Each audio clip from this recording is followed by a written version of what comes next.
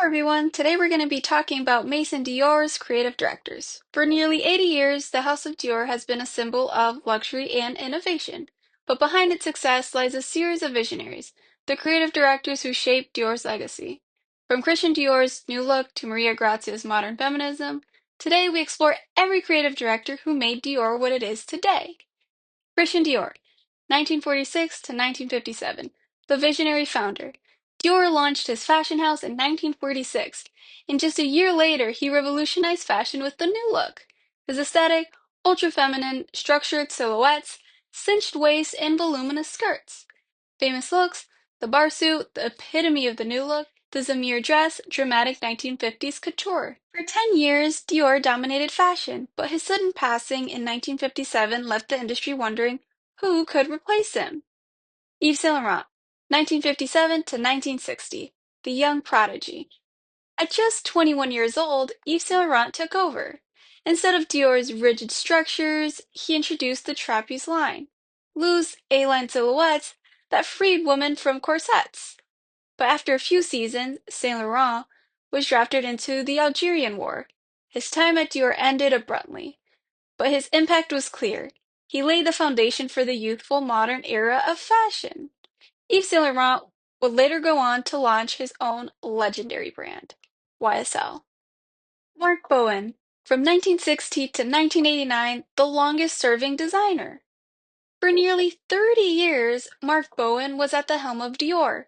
He brought elegance, wearability, and a refined, understated style that resonated with high society. His most famous innovations?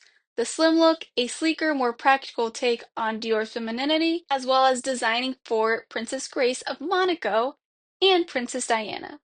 Bowen's reign was long, but by the late 1980s, fashion was evolving and Dior needed fresh energy. Gianfranco Ferré, from 1989 to 1996, the Italian architect. Enter Gianfranco Ferré, the first non-French designer to lead Dior. His background in architecture was evident in his designs, dramatic, structured, and full of opulence. Key moments, Baroque-style couture, over-the-top gold and jewel embellishments. Ferré's Dior was bold, regal, and sophisticated, but by the mid-90s, fashion was shifting again, this time towards something more rebellious.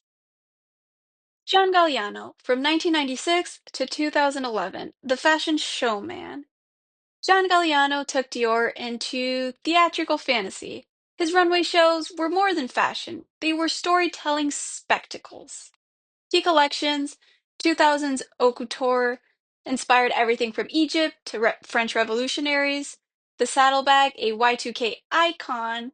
The Dior Gambler, collection 2004, one of his most extravagant. Galliano made Dior more daring, extravagant, and avant-garde. But in 2011, controversy ended his tenure. His dismissal left Dior in crisis. Who could replace him? Bill Gaytten, 2011 to 2012, the interim director. Bill Gaytten, Galliano's assistant, stepped in temporarily. His collections were elegant, but lacked the signature boldness Dior was known for. Dior needed a new visionary. Enter Raf Simons. Raf Simons, from 2012 to 2015, the modern minimalist. Raf Simons stripped Dior down to a sleek, modern aesthetic. Gone were the days of over-the-top theatrics. His Dior was minimalist, elegant, and refined. His famous collections are his debut 2012 haute couture, with a room filled with flowers, fusion of contemporary art with Dior heritage. His impact was undeniable, but by 2015, Simons left, citing creative pressures. Maria Grazia Chiuri, from 2016 to present, the first woman at Dior. For the first time in Dior's history, a woman took charge. Maria Grazia Chiuri. Her focus, feminism, inclusivity, and modern elegance. Notable moments include Dior Book Tote and J'adore Accessory, instant bestsellers, blending Dior's past with empowering modern silhouettes.